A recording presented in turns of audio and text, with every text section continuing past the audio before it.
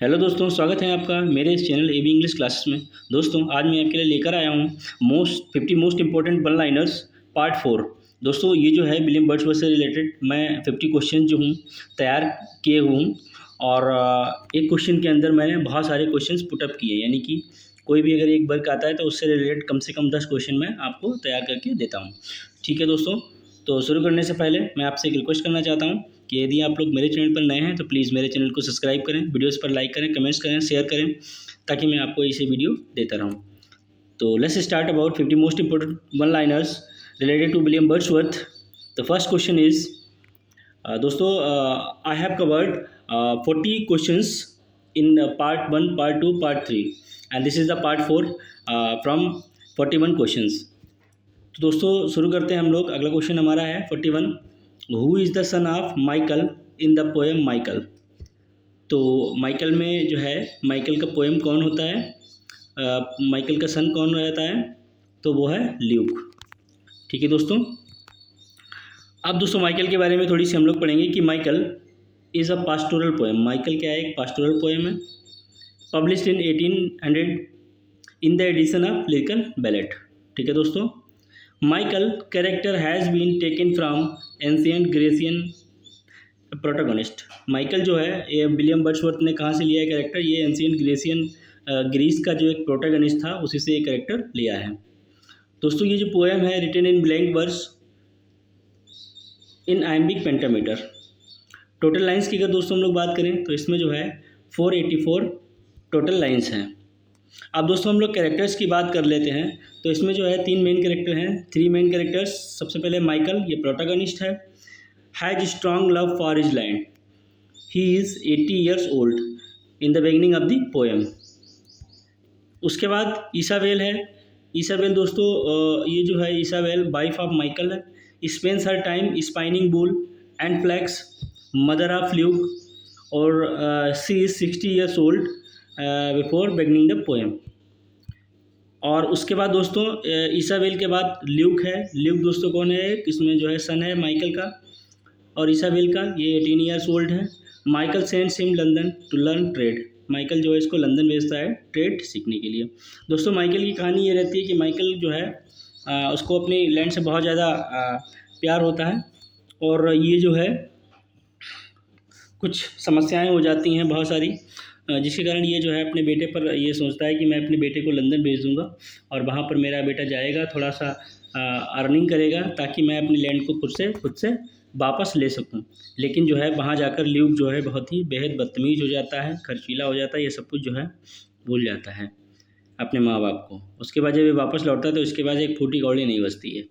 तो इसमें यही दिखाया गया है। उसके बाद दोस्तों the epigraph of George Eliot Silas Marner is taken from the poem. दोस्तों ये मोस्ट इंपॉर्टेंट जो है पॉइंट है कि जो जॉर्ज इलियट का एक वर्क था सिलस मार्नर, उसका जो टाइटल, उसका जो एपिग्राफ है वो इसी पोएम से लिया गया है। ठीक है दोस्तों, Wordsworth prodigal son, Michael as a parable and meta parable, ये जो है एक वर्क लिखा है वेस्टब्रूक डीन ने, ठीक है, 1997 में। उसके बाद अब दोस्तों हम लोग इसकी ओपनिंग लाइन की बात करते हैं। ओपनिंग लाइन क्या है, if from the public way you turn your steps, और लास्ट जो इसका है beside the boisterous brook of Greenhead Ghyll. ठीक है दोस्तों, उसके बाद Michael and the brothers were written for the second edition of lyrical ballad. ठीक है, माइकल और जो द ब्रदर्स था एक वर्क, ये जो है सेकेंड एडिशन के लिए लिखी गई थी। उसके बाद माइकल की कॉटेज का नाम पिछली बार पूछा गया है एक प्रीवियस ईयर में, तो उसका जो है द इवनिंग स्टार है। ठीक है दोस्तों, उसके बाद अगला क्वेश्चन हमारा है दोस्तों, when did lyrical ballot publish. तो ये आपको सबको पता है 1798 में पब्लिश हुआ था। अब दोस्तों लिरिकल बैलेट की हम लोग बात करेंगे कि lyrical ballads with a few other poems, ये जो है इसका पूरा टाइटल है lyrical ballets with a few other poems. ये जो है पब्लिश हुआ था 1798 में। ये कलेक्शन है poems by Wordsworth in college, ये भी आपको पता है।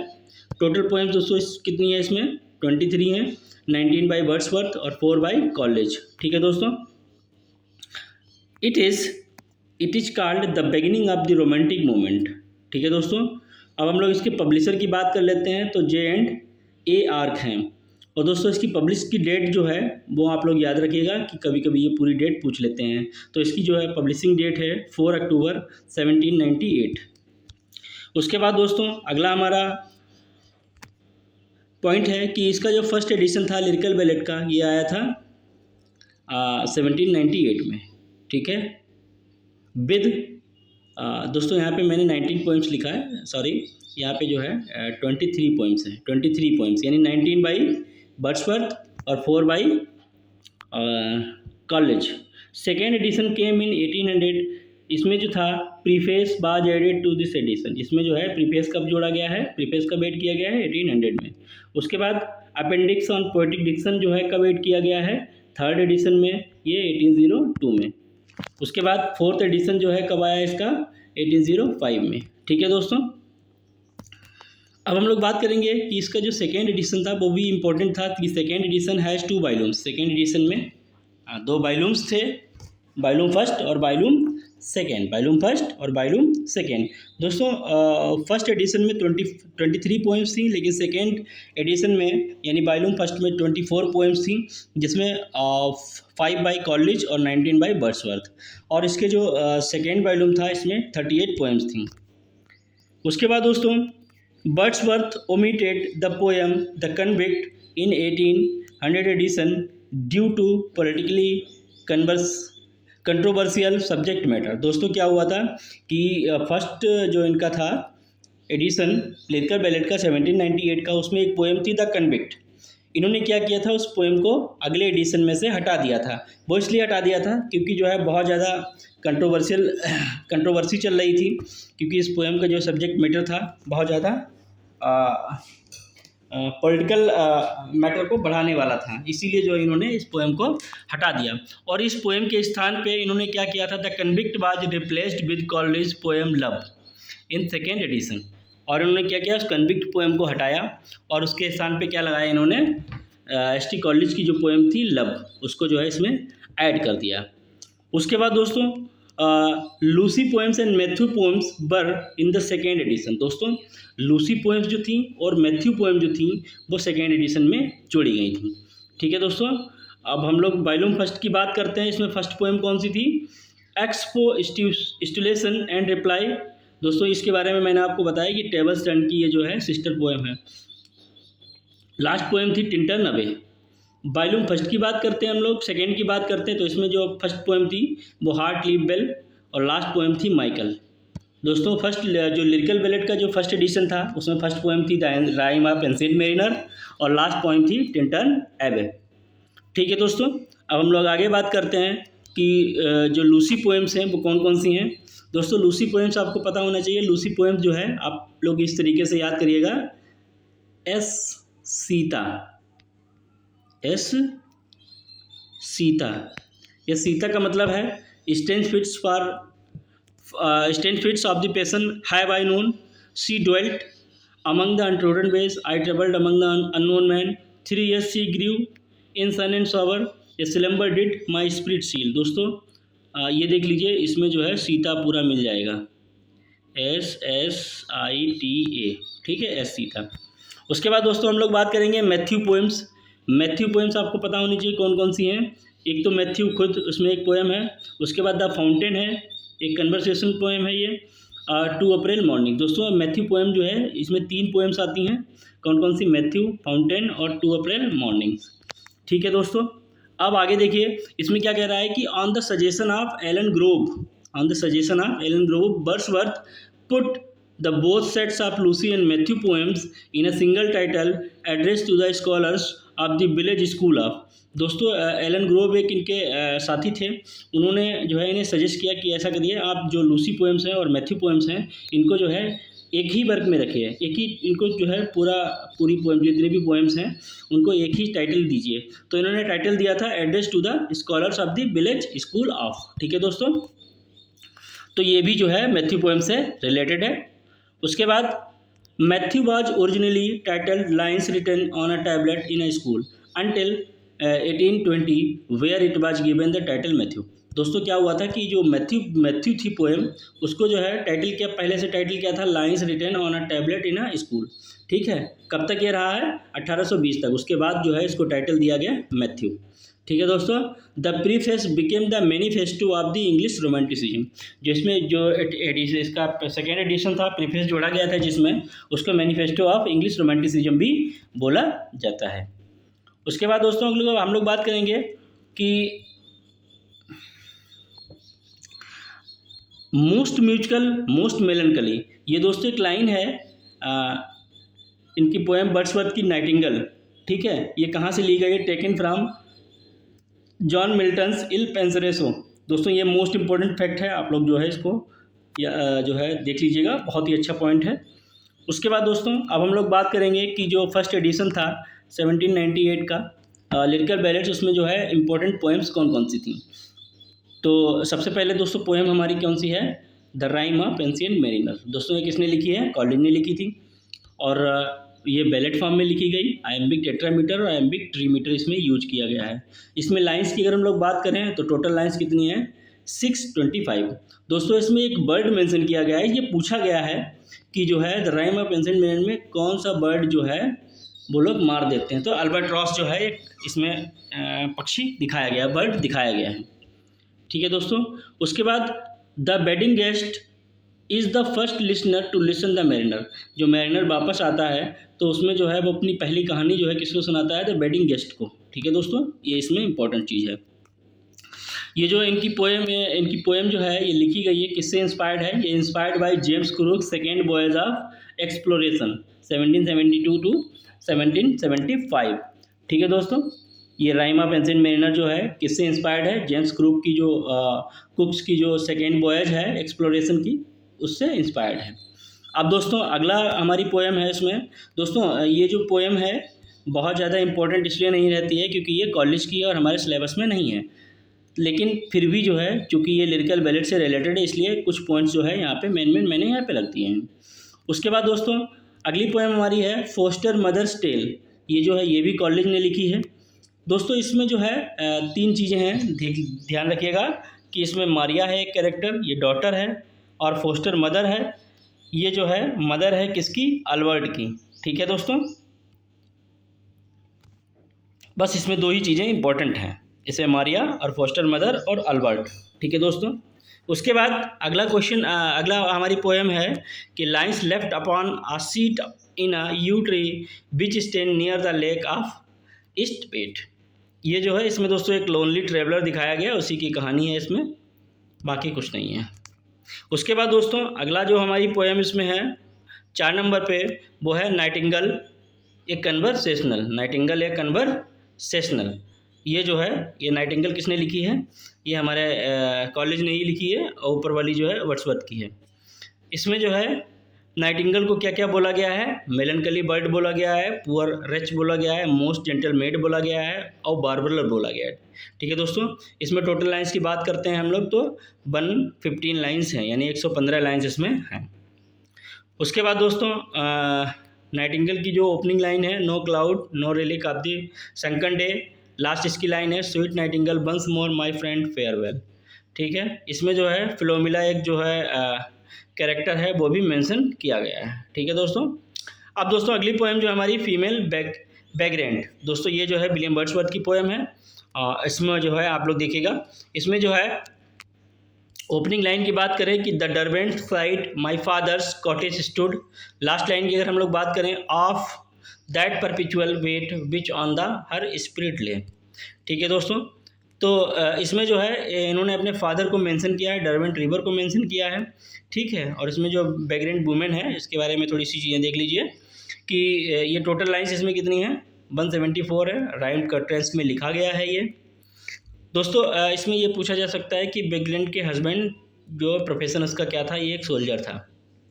उसके बाद रीज़न फॉर होमलेसनेस, ये जो है जो वुमेन थी वो उसका होमलेसनेस का कारण क्या था, वो बार एंड इंक्लोजर ऑफ लैंड। ठीक है दोस्तों, उसके बाद हिस्टोरिकल इवेंट इसमें कौन सी दिखाई गई है, the American bar of independence. ठीक है दोस्तों, इसमें उसके जो है 3 बच्चे भी दिखाए जाते हैं, 3 इन्फेंट्स आर सोन। ठीक है, बैकग्राउंड वुमेन के। ठीक है दोस्तों, उसके बाद दोस्तों अगली पोएम हमारी है the Goody Blake and Harry Gill, ठीक है, ए ट्रू स्टोरी। दोस्तों इसमें टोटल लाइन्स 128 हैं, यानी 128, और इसमें जो है 16 स्टेंजा हैं 8 लाइन्स के। ये जो है आयम्बिक टेट्रामीटर और आयम्बिक ट्रीमीटर में लिखी गई पोएम है, ठीक है दोस्तों। इसमें जो है गुडी ब्लेक और हमारा हैरी गिल कौन होता है? गुडी ब्लेक जो होती है दोस्तों, एक पुअर ओल्ड विडो होती है, एन ओल्ड पुअर विडो होती है, और हैरी गिल क्या है? ये यंग बेल ऑफ फार्मर जो है, ठीक है दोस्तों। और इसमें जो है क्या रहता है कि Goody collects firewood from the Harry's his स्टेबाम, she curses Gill with the perpetual coldness and he endures as punishment. दोस्तों इसमें क्या रहता है कि जो गुडी बेल है, गुडी ब्लेक है, और हैरी गिल इसमें जो है गुडी ब्लेक बहुत ही पुअर विडो है, इसमें जो है ऐसे खाने के लाले पड़े रहते हैं। और एक बार ये क्या करती है, ये जो है हैरी गिल के यहाँ जो है लकड़ियाँ काटने चली जाती है, और हैरी गिल जो है इसको पकड़ लेता है, इसको बहुत डांटता फटकारता है, बहुत सा अपशब्द कहता है। तब जो है गुडी ब्लेक इसे कर्स देती है कि जो है तुम हमेशा कर्स इसमें जो है ठंड में ही रहोगे, तुम्हें कभी जो है गर्मी नहीं मिल पाएगी। और जो है इसका जो वो कर्स जो है ईश्वर से मतलब कुछ इस तरीके से करती है कि जो है उसी दिन से जो है इसे ठंड लगनी शुरू हो जाती है। कोट पहना रहता है, कंबल ओढ़े रहता है, लेकिन फिर भी इसकी ठंड नहीं जाती है हैरी गिल की, क्योंकि ये जो है ये जो गुडी ब्लेक लकड़ियाँ इकट्ठा कर रही थी ताकि वो अब खुद को और अपने बच्चों को गर्म रख सके, ठीक है, ताकि उस लकड़ियों को जलाकर जो है उससे थोड़ी सी गर्माहट मिल सके। लेकिन ये जो है हैरी गिल उसे बहुत डांटता फटकारता है और सारी लकड़ियाँ छीन लेता है, बस यहीं से उसे कर्स मिल जाता है। बस यही इसकी स्टोरी है। उसके बाद हम लोग इसकी फर्स्ट लाइन की अगर हम लोग बात करेंगे तो O what's the matter, opening line है। लास्ट लाइन है now think ye farmers all I pray the Goody Blake and Harry Gill, ये इसकी लास्ट लाइन है। दोस्तों इसमें जो मंथ हैं, मंथ, सीजन और डे कौन कौन से मेंशन किए गए? मार्च, दिसंबर, जुलाई, और समर और विंटर और थर्सडे, ठीक है, ये सब जो है किए गए हैं। अगला दोस्तों हमारी पोएम है कि lines written at a small distance from my house and sent by my little boy to the person to whom they are addressed, ये पोएम का टाइटल है। दोस्तों ये जो है लॉन्गेस्ट टाइटल है, लिरिकल बैलेट्स में जो भी पोएम्स हैं उसका ये लॉन्गेस्ट टाइटल है, लॉन्गेस्ट टाइटल की पोएम है। दोस्तों ये जो है शॉर्ट लिरिक है, ये gentle invitation from a poet to a friend, यहाँ पे फ्रॉम अ पोएट है दोस्तों, फ्रॉम अ पोएट टू